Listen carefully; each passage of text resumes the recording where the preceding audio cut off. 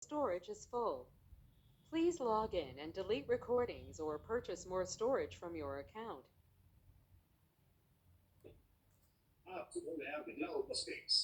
All participants are muted and they can unmute themselves.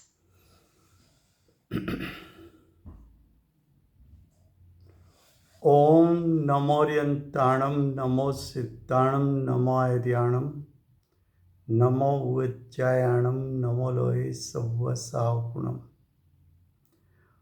मंगलम भगवान वीरो मंगलम गौतमो गणी मंगलम कुंद कुंदार्यो जैन धर्मोस्तु मंगलम ओंकार बिंदु संयुक्तम नित्यं जायन्ति योगिना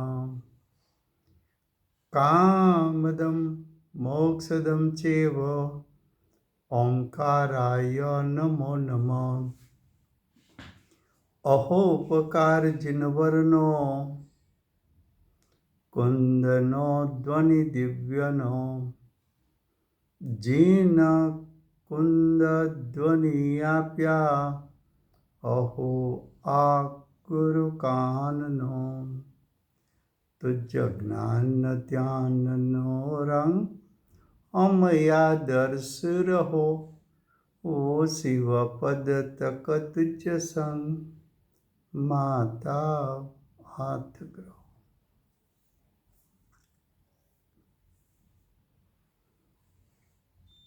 ये समयसार नाम का परम अध्यात्म शास्त्र है। भगवत कुंकुंदाचार्य देव ने मांगलिक करके समयसार को कहने की प्रतिज्ञा की है। समयसार अर्थात अनंत गुणात्मक शुद्ध आत्म स्वभाव जो त्रिकाल है, अपरिणामी है, पारिणामिक भाव स्वरूप है, उसका स्वरूप ये शास्त्र में आचार्य भगवान दिखाकर उसका अवलंबन लेकर सम्यक दर्शन की प्राप्ति होती है, उसका उपदेश ये शास्त्र में दिया है। ये शास्त्र में कर्ता कर्म अधिकार चलता है। कर्ता कर्म अधिकार में श्लोक 61 कल ऐसा कहा था कि ये श्लोक रह गया है, तो શ્લોક એક થઈ ગયો છે આઈ થિંક 24મી તારીખે આઈ થિંક મારા હિસાબે એટલે મારામાં રાઈટ કરેલો છે 24 તારીખ સાઈડ પૂરું કર્યું તું 61 બાકી હતો नहीं ना ना हो गया। हाँ हो गया है। 61 मैंने भी राइट किया है 61 हो गया ऐसा हो गया, कंप्लीट हुआ है। नहीं मैं लखी ने खबर पे તમારું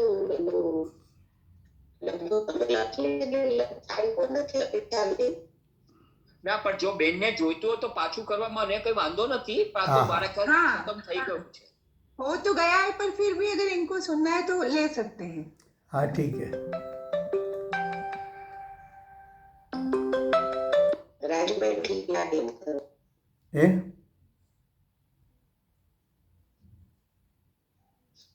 तो તમને જે રીતના યોગ લાગે એ રીતના કરો। हाँ हाँ, तो चलो श्लोक 61 फिर से लेते हैं।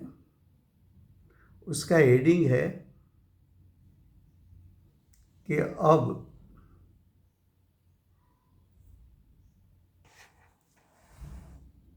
का अर्थ है कि अगले श्लोक में आचार्य भगवान ने ये सिद्ध किया था कि जो कुछ जानने में आता है वो सिर्फ ज्ञान से ही जानने में आता है। क्यों? तो कि जानना वो ज्ञान का स्वभाव है। ये बात सिद्ध करने के बाद अब अज्ञानी भी उसका अर्थ ये कि चाहे ज्ञानी हो कि अज्ञानी हो,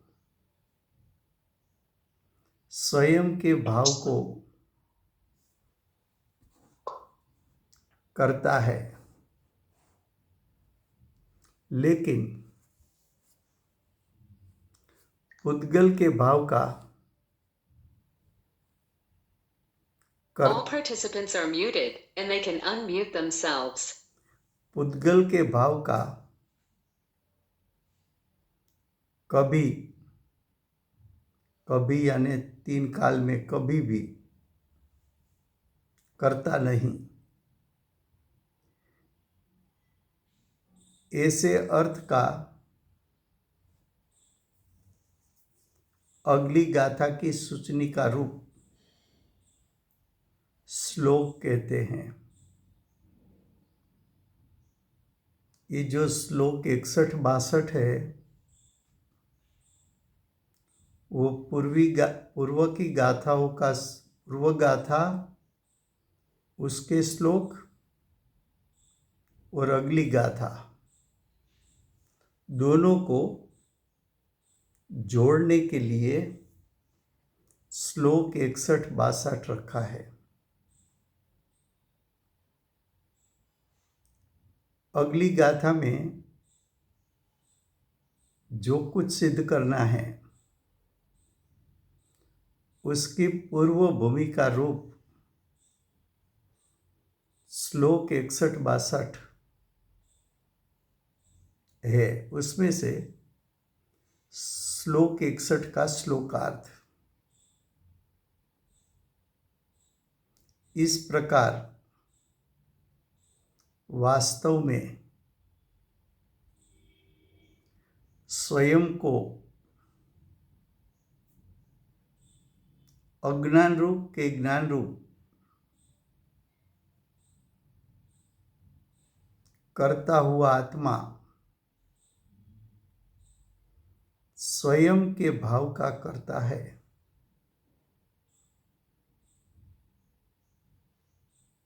परभाव का, यहाँ परभाव शब्द का अर्थ है, अब तक तो ये अर्थ किया था परभाव का कि जीव की सत्ता में मोह राग द्वेष उत्पन्न होते हैं, उसको परभाव कहा था। उसको परभाव इसलिए कहा था कि पर में जुड़ने से यानी कर्म के उदय में जुड़ने से मोह राग द्वेष उत्पन्न होते हैं, पर का लक्ष्य करने से मोह राग द्वेष उत्पन्न होते हैं, पर के निमित्त से मोह राग द्वेष उत्पन्न होते हैं। तो जिसमें पर का लक्ष्य हो, पर का जुड़ना हो, पर के निमित्त से होता है, ऐसे जीव के भावों को परभाव कहा था। यहाँ से परभाव का अर्थ बदलते हैं।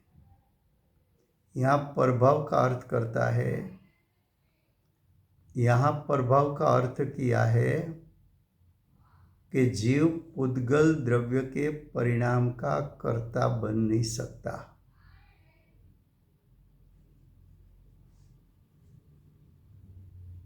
तो कि कौन सा जीव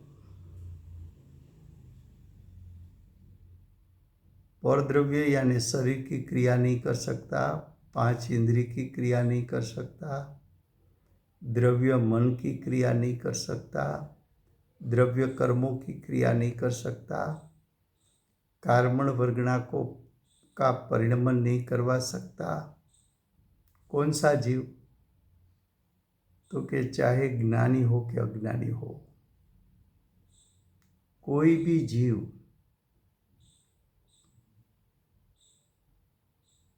पर द्रव्य यानी पुद्गल द्रव्य, अजीव द्रव्य, उसके परिणाम का कर्ता अज्ञानी के ज्ञानी कोई नहीं हो सकता। अज्ञानी अज्ञान रूप परिणमन कर सकता है, लेकिन वो तो स्व का परिणाम है।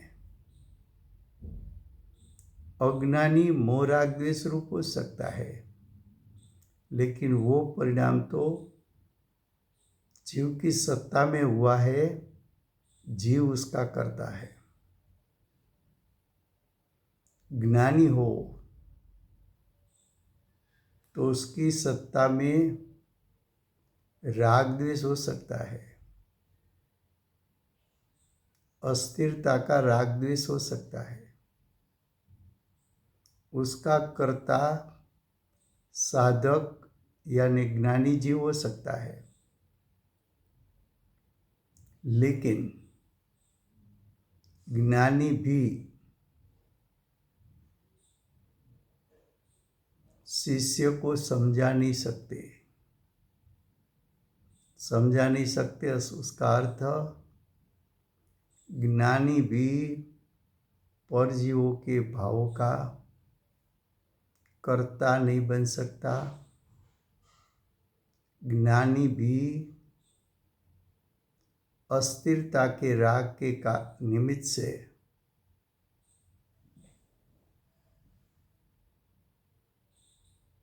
जो कार्मण वर्गणा कर्मरूप परिणमन करती है, वो कार्मण वर्गणा के परिणाम का कर्ता ज्ञानी भी नहीं है। कोई भी कार्य होता है तो उसमें 2 कारण बताए हैं, एक उपादान कारण, दूसरा निमित्त कारण। सच्चा कारण उपादान कारण है। उपादान कारण किसको कहते हैं? कि स्वशक्ति से कार्य हो, वो उपादान का कार्य है।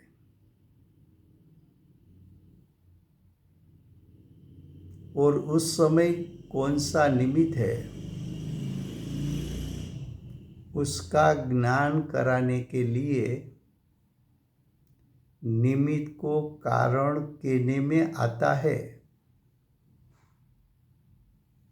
लेकिन निमित्त से उपादान का कार्य होता नहीं।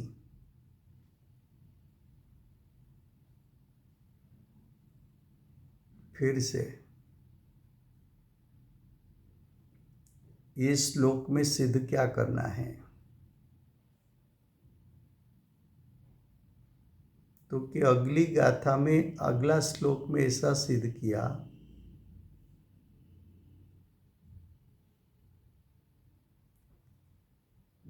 कि जो कुछ जानने में आता है वो ज्ञान से जानने में आता है।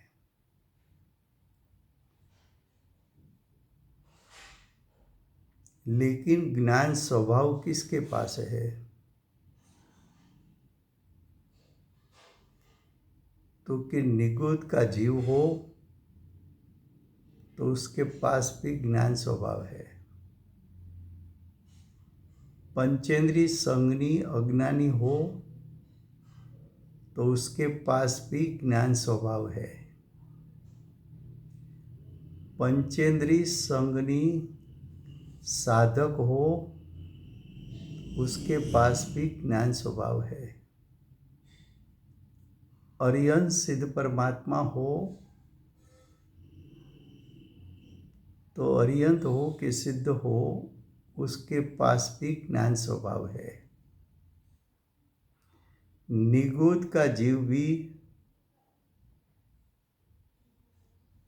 ज्ञान स्वभाव के कारण झाड़न क्रिया कर सकता है, लेकिन परद्रव्य के अचेतन जड़ पुद्गल के परिणाम कर नहीं सकता। पंचेंद्री संगनी अज्ञानी हो वो भी झाड़न क्रिया कर सकता है, क्योंकि उसके पास ज्ञान स्वभाव है। लेकिन पंचेंद्री संगनी अज्ञानी भी अचेतन जड़ पुद्गल के परिणाम को उत्पन्न नहीं कर सकता।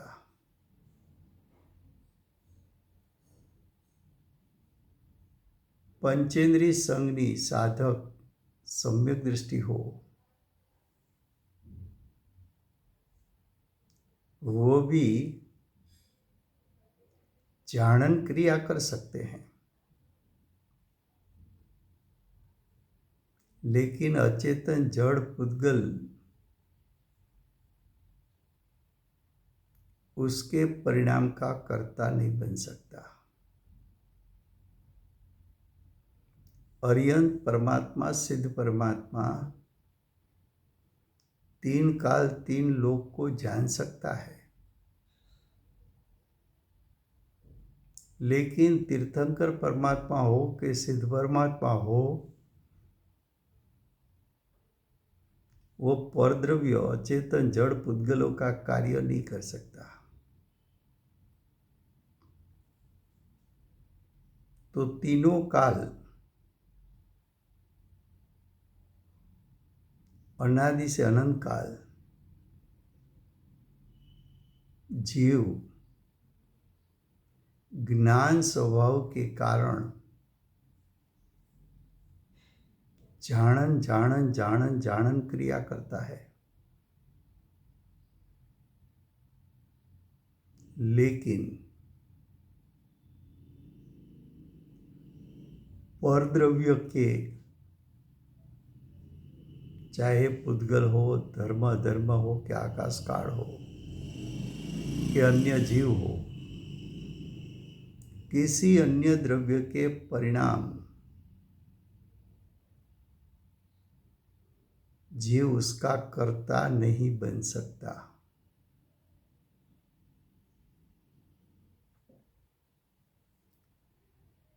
फिर से श्लोकार्थ देखो।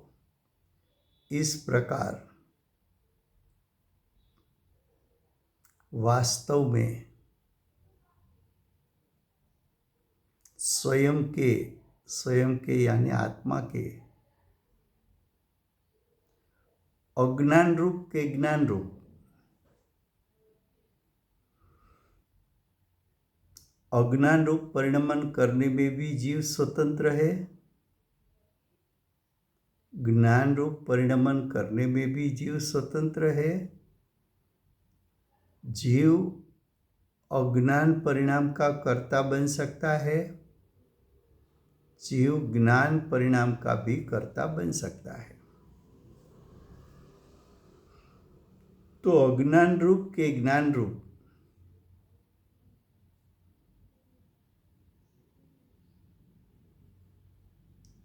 आत्मा स्वयं होता है,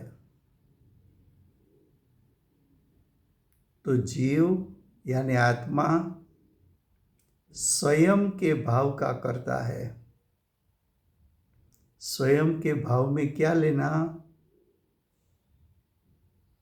चाहे तू अज्ञान ले, चाहे तू ज्ञान ले, कि चाहे तू मोह राग द्वेष ले, कि चाहे तू वितराग परिणाम ले,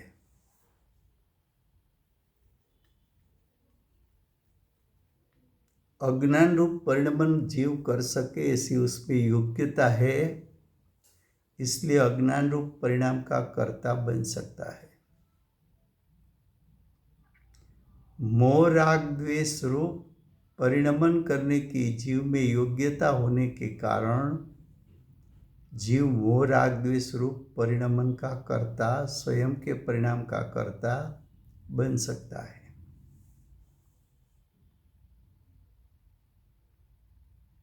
अन्य जीव ज्ञान रूप परिणमन कर सके ऐसा उसके पास त्रिकाल स्वभाव होने के कारण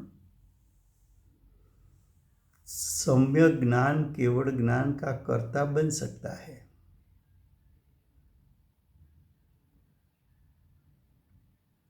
जीव आंशिक शुद्धि की वृद्धि या परिपूर्ण शुद्धि के परिणाम का कर्ता बन सकता है। क्यों? क्योंकि आत्मा स्वभाव से परिपूर्ण शुद्ध है, लेकिन आत्मा पर जीवों के परिणाम का कर्ता नहीं बन सकता। आत्मा कार्मण वर्गणा को कर्मरूप परिणमन नहीं करा सकता।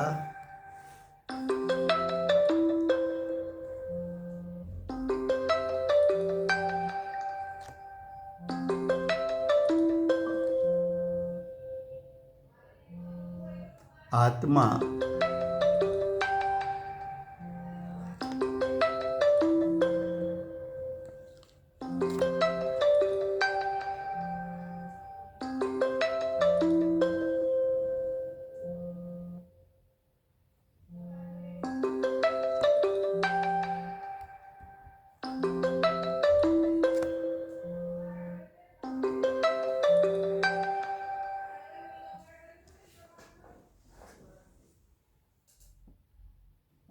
અજુભાઈ આ એક મિનિટ હો. હા કોઈનો ફોન હિટ કરે છે ને?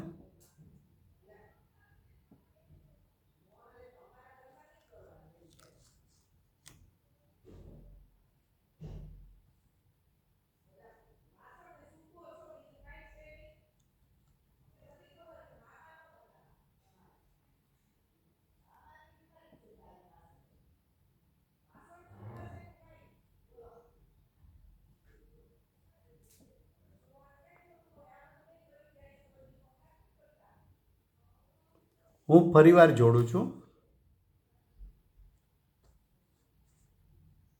Goodbye.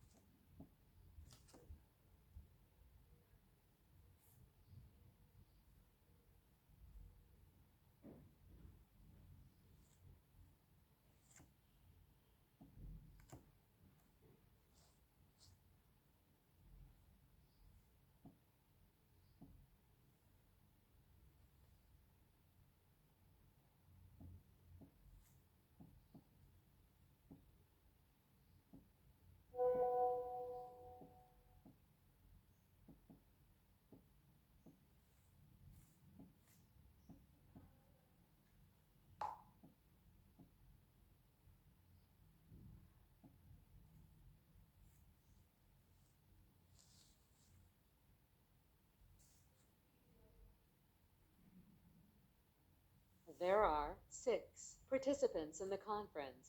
Recording did not start because your storage is full. Please log in and delete recordings or purchase more storage from your account. All participants are muted and they can unmute themselves. तो आत्मा ज्ञान रूप परिणमन कर सकता है। आत्मा आंशिक शुद्ध परिणाम कर सकता है। आत्मा शुद्धि की वृद्धि कर सकता है। आत्मा परिपूर्ण शुद्धि की प्रकटता कर सकता है। लेकिन आत्मा पर जीवों के परिणाम का कर्ता नहीं बन सकता, 3 काल में कभी भी नहीं। आत्मा कर्मण वर्गणा को कर्मरूप परिणमन करा नहीं सकता, 3 काल में कभी भी। आत्मा 5 इंद्री, द्रव्य, मन, शरीर, उसका परिणाम का कर्ता 3 काल में नहीं बन सकता। आत्मा 10 प्रकार के परिग्रह, उसके परिणाम का कर्ता 3 काल में कभी भी नहीं कर सकता। तो कि आत्मा क्या कर सकता है? तो कि आत्मा परद्रव्य के परिणाम को सिर्फ जान सकता है। तो किसी को प्रश्न होता है कि कोई कार्य होता है तो उसका कारण तो शास्त्र में 2 बताया, उपादान कारण और निमित्त कारण। तो कि कार्य तो उपादान यानी स्व से ही होता है और स्व शक्ति से स्व का ही कार्य होता है। लेकिन जब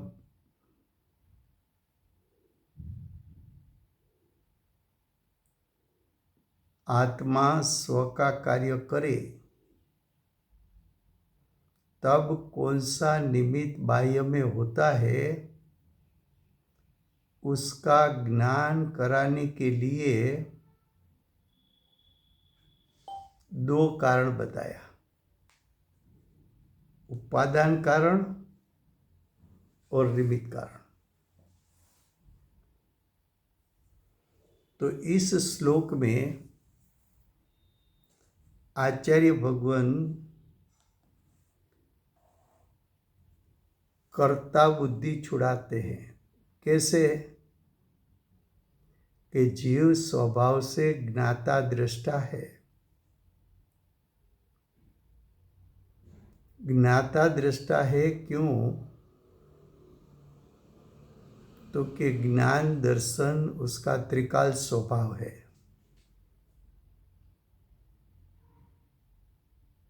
ज्ञान दर्शन त्रिकाल स्वभाव है तो जाणन देखन क्रिया उसका वो कर्ता बन सकता है। लेकिन आत्मा में जैसा ज्ञान दर्शन स्वभाव है ऐसा कोई और स्वभाव नहीं है कि जो परद्रव्य के कार्य को कर सके। ऐसा स्वभाव ही नहीं है तो 3 काल में कभी भी जीव अजीव अचेतन जड़ पदार्थों का उसके परिणाम का जीव कर्ता बन नहीं सकता। फिर से गुजराती में श्लोक 61 એનું હેડિંગ છે હવે। હવે એટલે પૂર્વ શ્લોકમાં આચાર્ય ભગવંતે એમ કહ્યું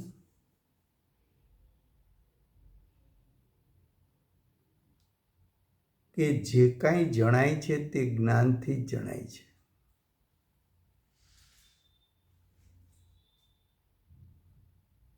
કેમ?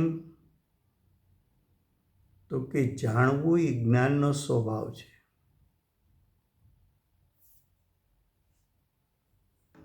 જ્ઞાન કોને જાણે?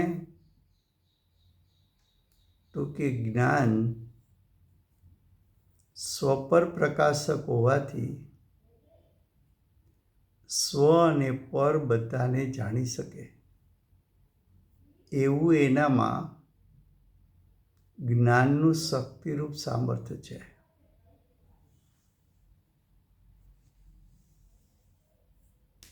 તો જે કાંઈ જણાય છે તે જ્ઞાનથી જ જણાય છે.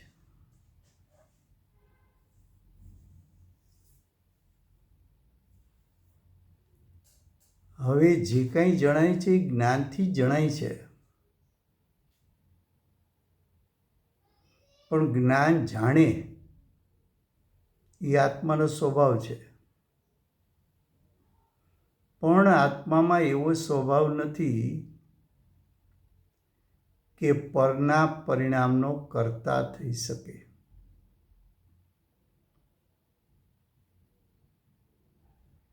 જો પરના પરિણામનો કર્તા થઈ શકે એવો આત્મા પાસે સ્વભાવ જ ન હોય તો પરદ્રવ્યના પરિણામનો કર્તા આત્મા થાય કેમ?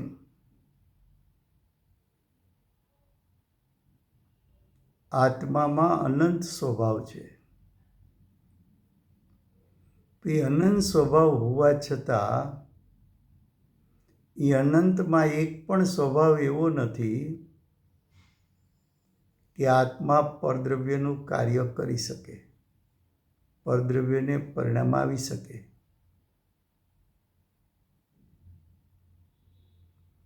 એ વાત પૂર્વગાત શ્લોકમાં કહી હતી. ત્યાર પછી કહે છે 61 શ્લોકમાં, અજ્ઞાની પણ એનો અર્થ શું? તો ન્યાયયુક્તિથી વિચારે પણ શબ્દ કેમ મૂક્યો? તો કે એનો અર્થ એમ છે જ્ઞાની હોય કે અજ્ઞાની બંને પોતાના જ ભાવને કરે છે.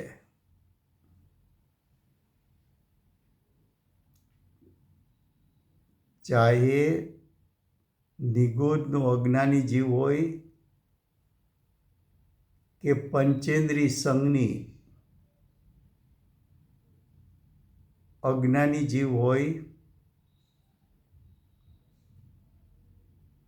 કે પંચેન્દ્રિય સંઘની સાધક સમ્યક દૃષ્ટિ હોય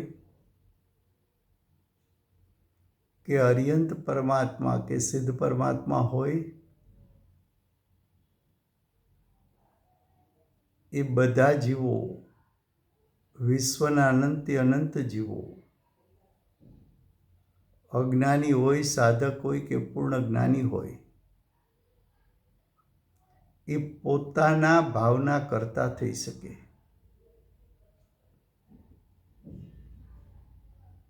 પણ અજ્ઞાની, સાધક કે પરિપૂર્ણ જ્ઞાની એકેય આત્મામાં એવી શક્તિ નથી કે પરદ્રવ્યના પરિણામના કર્તા બની શકે. અજ્ઞાની કયા ભાવને કરી શકે? તો કે અજ્ઞાની અજ્ઞાન ભાવને કરી શકે અને અજ્ઞાની મોહ રાગ દ્વેષને પણ કરી શકે.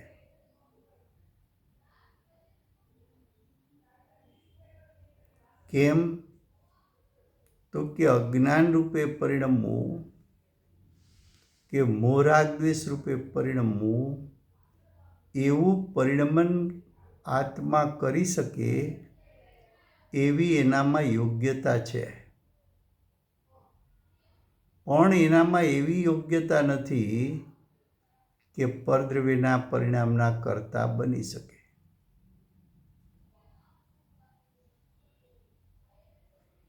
હવે જ્ઞાની હોય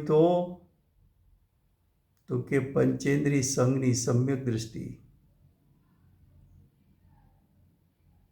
સમ્યક જ્ઞાનના પરિણામના કર્તા બની શકે.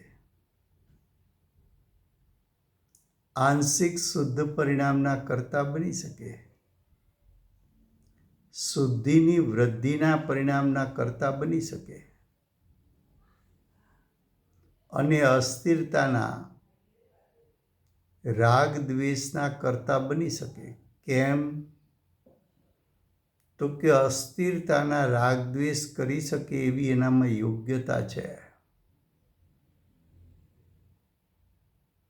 અને આંશિક શુદ્ધ કે શુદ્ધિની વૃદ્ધિરૂપ પરિણામ કરી શકે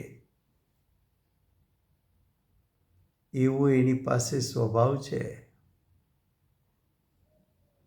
સમ્યક જ્ઞાન રૂપે પરિણમી શકે એવો એની પાસે સ્વભાવ છે.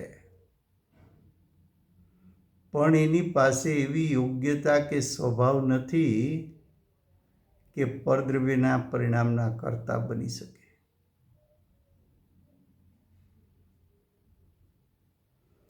અર્યન સિદ્ધ પરમાત્મા જેને અનંતુ પુરુષાર્થ પ્રગટ થયો છે, વીર્ય ગુણનું પરિપૂર્ણ સામર્થ્ય જેને પ્રગટ થયું છે, જેમને પરિપૂર્ણ પોતાના શુદ્ધ પરિણામના જે કર્તા થયા છે, જેમને ત્રણ કાળ ત્રણ લોક જાણી શકે એવું જ્ઞાન, ક્ષાયી જ્ઞાન પ્રગટ કર્યું છે, એના કર્તા થયા છે. એવા આર્યન સિદ્ધ પરમાત્મા પરિપૂર્ણ જ્ઞાન ને પરિપૂર્ણ શુદ્ધ પરિણામના કર્તા બની શકે એવો એની પાસે સ્વભાવ છે. પણ અન્ય જીવો કે અન્ય દ્રવ્યો એના પરિણામના કર્તા અર્યન સિદ્ધ પરમાત્મા થઈ શકે એવો તો સ્વભાવ અર્યન સિદ્ધ પરમાત્મા પાસે પણ નથી.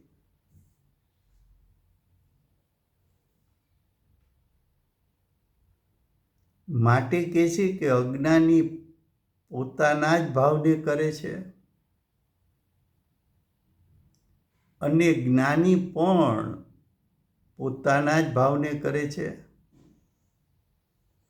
પરંતુ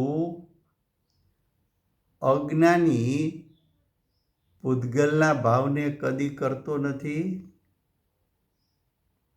જ્ઞાની પણ પૂતગલના ભાવોને કદી કરતો નથી. એવા અર્થનો આગળની ગાથાની સૂચનિકા રૂપ એટલે આગળની ગાથાની ભૂમિકા રૂપ શ્લોક કહેવામાં આવે છે. હવે એનો શ્લોકાર્થ આ રીતે ખરેખર એટલે ભ્રમ નથી, વાસ્તવિકતા છે. અજ્ઞાનીને તો ભ્રમ થઈ ગયો છે કે હું પરના પરિણામનો કર્તા થઈ શકું.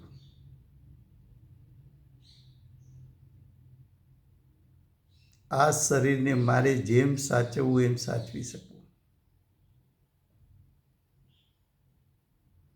આખી જિંદગી શરીરના કાર્ય હું કરી શકું છું એવું અજ્ઞાન, એવો ભ્રમ અજ્ઞાની વાગોડે છે.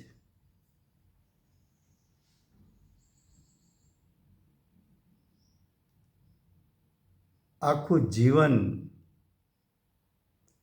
શરીરનું કાર્ય કરી શકું એવું અજ્ઞાન, એવી કર્તા બુદ્ધિને અજ્ઞાની ઘૂંટે છે. તેમ છતાં આખી જિંદગીમાં એક પણ પરિણામ શરીર સંબંધી આત્મા કરી શકતો નથી, કર્યા નથી, કરી શકવાનો નથી. તું ચેતનવંતો પદાર્થ,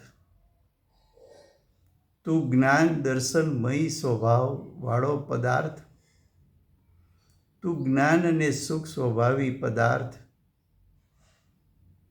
તું પૂતગલ અચેતન જળના પરિણામ કરી કેમ શકે? શ્રીમદજીએ પદ લખ્યું છે, જળ ભાવે જળ પરિણમે, ચેતન ચેતન ભાવ, કોઈ કોઈ પલટે નહીં, છોડી આપ સ્વભાવ. જળ પદાર્થ જળ ભાવે પરિણમે, ચેતન પદાર્થો ચેતન રૂપે પરિણમે.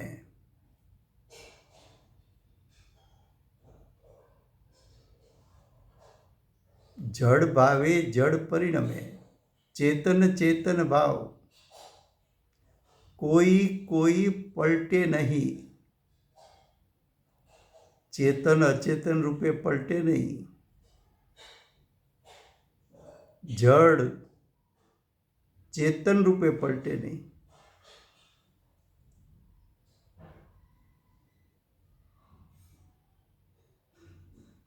નિમકનું કાર્ય સાકર ખાંડ કેવી રીતે કરે અને ખાંડનું કાર્ય નિમક કેવી રીતે કરી શકે? બેના સ્વભાવ ભિન્ન, બેના દ્રવ્ય ક્ષેત્ર કાળભાવ ભિન્ન, બંને પોતાના સ્વભાવને અનુસરીને કાર્ય કરી શકે. જીવ પોતાના સ્વભાવને એટલે કે જ્ઞાન સ્વભાવને અનુસરીને જ્ઞાન કે અજ્ઞાન રૂપે પરિણમી શકે, પણ પરદ્રવ્યના પરિણામ રૂપે કેમ પરિણમે? એમ અચેતન જળ પદાર્થો અચેતન જળ રૂપે પરિણમે, પણ એ ચેતનવંતા જીવને કેમ પરિણામ આવે? તો કે છે અજ્ઞાન કે જ્ઞાનરૂપ કરતો આત્મા પોતાના જ ભાવનો કરતા છે. અજ્ઞાની અજ્ઞાન રૂપે પરિણમે તો પોતાના ભાવનો કરતા છે. અજ્ઞાની મોહરાગદ્વેષ રૂપે પરિણમે તો પણ એ પોતાના પરિણામનો કરતા છે. એ અજ્ઞાની જ્ઞાની થાય તો જ્ઞાન રૂપે પરિણમી શકે, શુદ્ધતા કે વિતરાગતા રૂપ પરિણમી શકે, પણ જ્ઞાની થાય તો પણ પોતા સિવાય અન્ય 6 જાતિના પદાર્થો એમાંથી કોઈ અન્ય પદાર્થના પરિણામ એનો કરતા તો આત્મા થઈ શકતો નથી. શું લખ્યું છે? કરતા તો કદી નથી, કદી 3 કાળમાં ક્યારેય નહીં.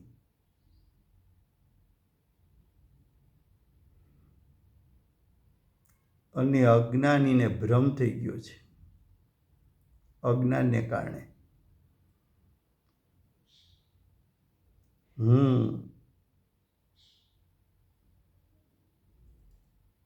વેપાર ધંધાના કાર્યો કરી શકું, શરીરના કાર્યો કરી શકું, 5 ઇન્દ્રિયના કાર્યો કરી શકું. ડૉક્ટરોને એમ છે કે અમે પરજીવોને બચાવી શકીએ.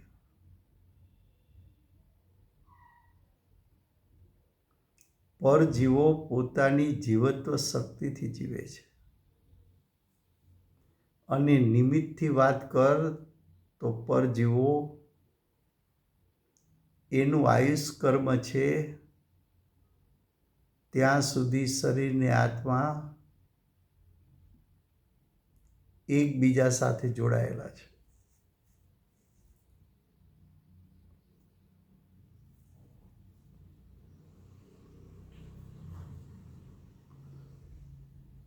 આયુષ કર્મ પૂરું થયું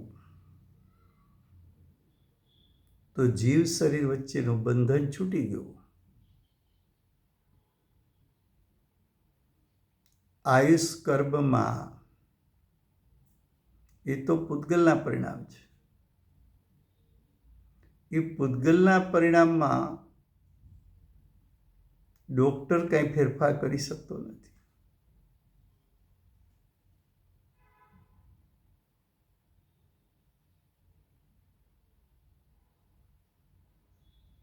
અરે ગમે તેવું દર્દ હોય લઈ આવો, અમારી પાસે બધા સાજા થઈ જાય. અમારો સક્સેસ રેશિયો આટલો છે.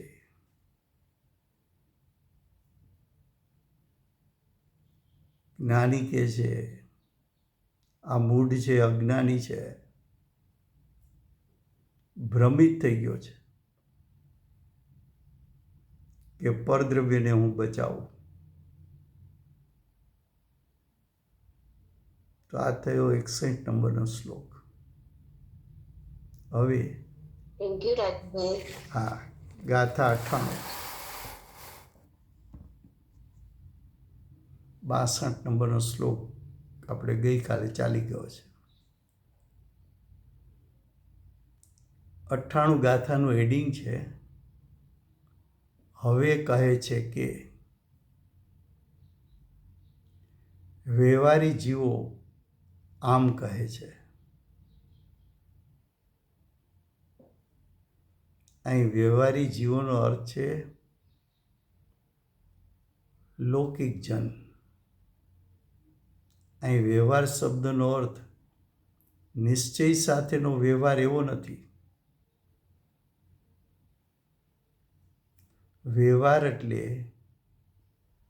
લૌકિક વ્યવહારમાં બોલાતી ભાષા. જેમ કે આપણે એમ બોલીએ કુંભાર ઘડો બનાવે છે, દરજી વસ્ત્રને સીવે છે, સોની દાગીના બનાવે છે. એ ભાષા વ્યવહારી જનની છે, લૌકિક જનની છે. વ્યવહારી જન એટલે અજ્ઞાની, લૌકિક જન એટલે અજ્ઞાની. અજ્ઞાની જનો વચ્ચે કહેવામાં આવતો વ્યવહાર, અજ્ઞાની જનો વચ્ચે બોલવામાં આવતી ભાષા. ચલો મારા દરજી પાસે લઈ જવું, એ તો સરસ કપડાં સ્ટીચ કરે છે.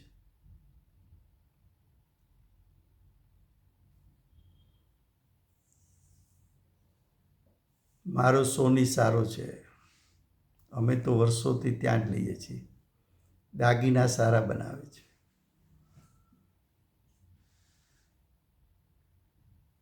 क्या कहा फिर से? गाथा 98 उसका हेडिंग है अब.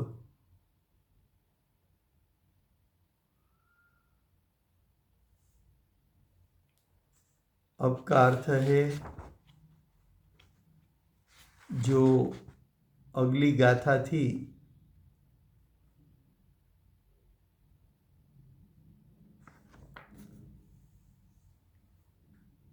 કે જ્ઞાનથી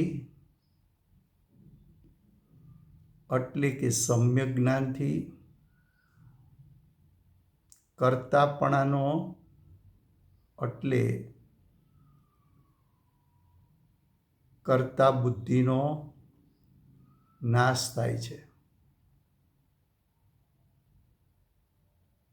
એ વિષય ગાથા 97નો હતો. ये विषय गाथा 97 का था. अब गाथा 98 का विषय है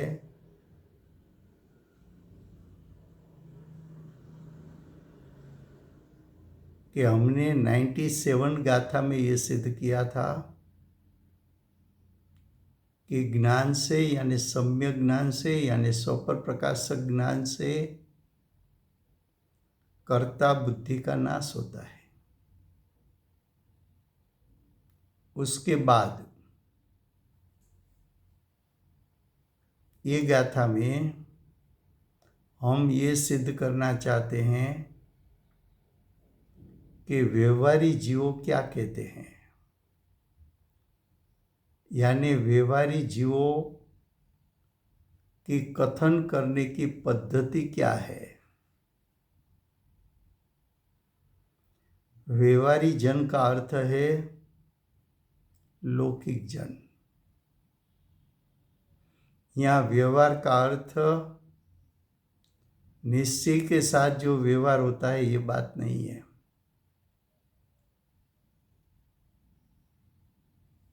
जो अज्ञानी का समूह है वो समूह में कथन करने की जो पद्धति है, कथन करने की पद्धति क्या है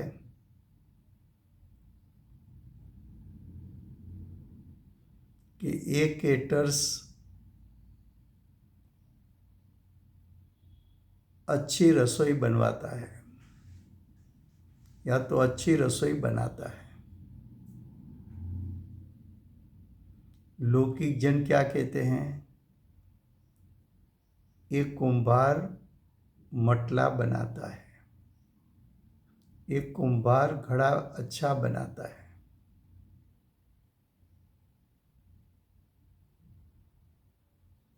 ये वस्त्र अच्छा कटिंग करके अच्छा स्टिच करता है। ये सुनार जेवर अच्छा बनाता है। तो हम लौकिक में कुंभार करता घड़ा कर्म ऐसा बोलने की लौकिक जन की भाषा है। सुनार करता जेवर उसका कर्म,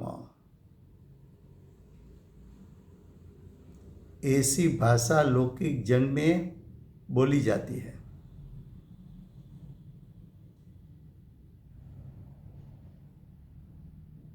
ऐसे जीवों की यहाँ बात बताते हैं कि व्यवहारी जीवों क्या कहते हैं। तो देखो गाथा 98 उसका हरिगीत।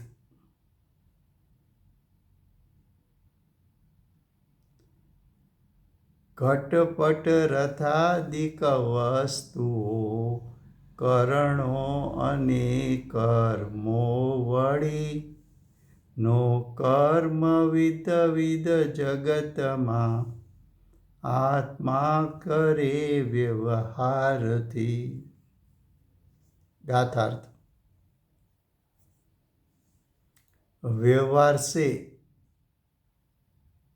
व्यवहार थी अर्थात व्यवहारी लोको माने छे कि जगत में એટલે આ વિશ્વમાં આત્મા ઘડો કરે છે, આત્મા કપડું એટલે વસ્ત્રને કરે છે, આત્મા રથને કરે છે, આત્મા अन्य वस्तुओने करे छे,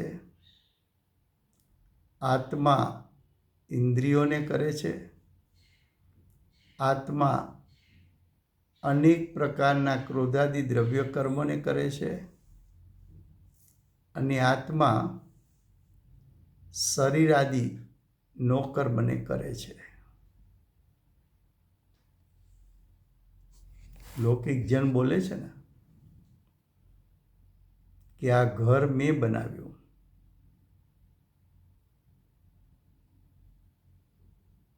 આ ઘર અમે માથે ઊભા રહીને બનાવ્યું. આ ઘર કારીગરોએ બનાવ્યું. આ ઘર આર્કિટેક્ટે બનાવ્યું.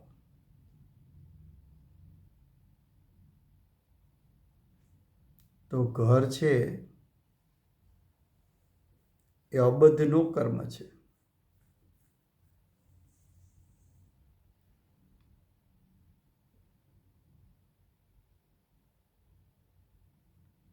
લોકો એવું બોલે છે, કોઈને સંયોગો ઠીક ન હોય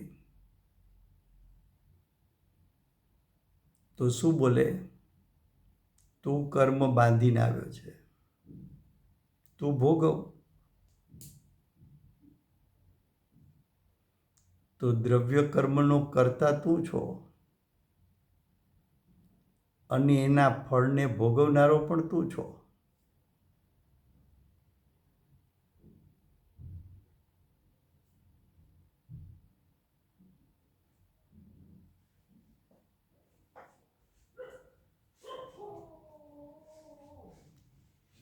તો જીવ લૌકિક ભાષામાં તો એમ જ બોલે છે, મેં રસોઈ બનાવી, મેં ખાધું, મેં પીધું, હું નાયો,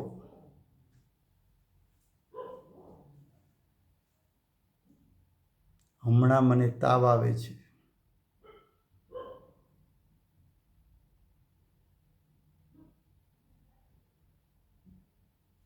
તો કે વ્યવહારીજનની આ ભાષા છે,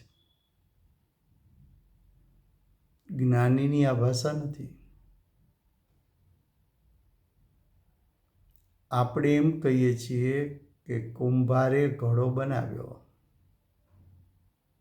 જ્ઞાની એમ કહે છે કે માટીમાંથી ઘડો થયો.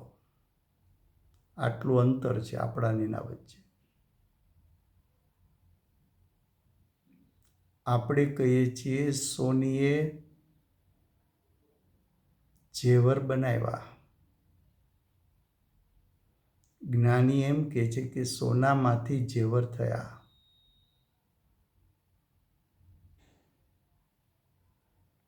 આપણે એમ કહીએ છીએ કે દરજીએ કપડાં બનાવ્યા. જ્ઞાની એમ કહે છે કે વસ્ત્રમાંથી કપડાં થયા.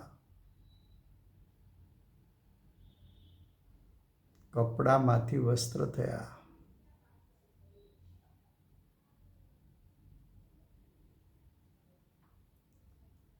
આપણે આત્મા પરદ્રવ્યનો કર્તા છે એવી ભાષા બોલીએ છીએ.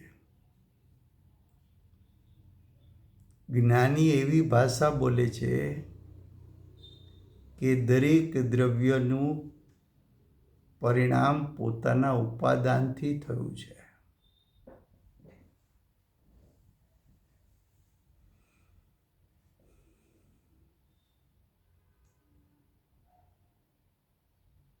લોટમાંથી રોટલી થઈ કે બાએ રોટલી કરી,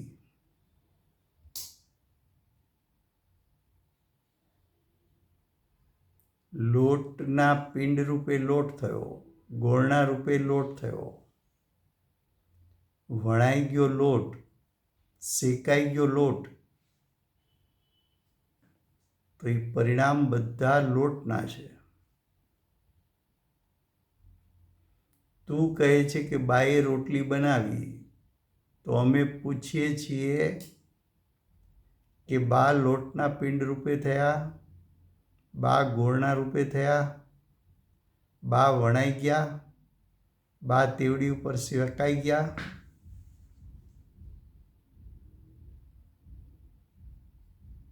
વ્યવહારી જીવોની ભાષા.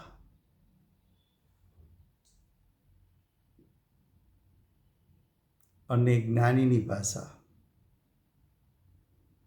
એમાં શું અંતર છે એ વિશેષ કાલે આવશે, સમય થયો છે.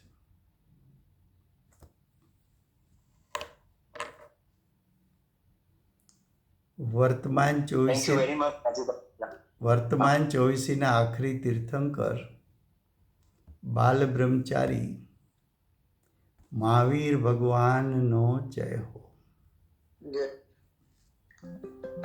મહાવિદ્ય ક્ષેત્રે બિરાજતા પ્રથમ તીર્થંકર, ધર્મ ધુરંધર અને ચતુષ્ટયના ધારક, દિવ્યધ્વનિના દાતાર, શાસન ઉપકારી શ્રી સિમંદર ભગવાનનો જય હો.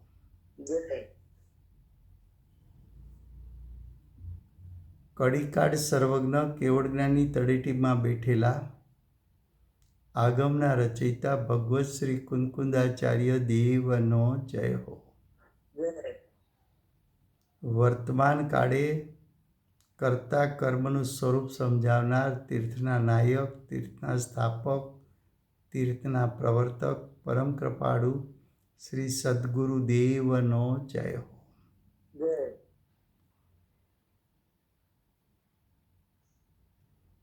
પૂજ્ય ગુરુદેવના શિષ્યોમાં શિરોમણી, સ્વાનુભવ યુક્ત, જાતિસ્મરણ જ્ઞાનયુક્ત પ્રસમ મૂર્તિ ભગવતી માતનો જય હો.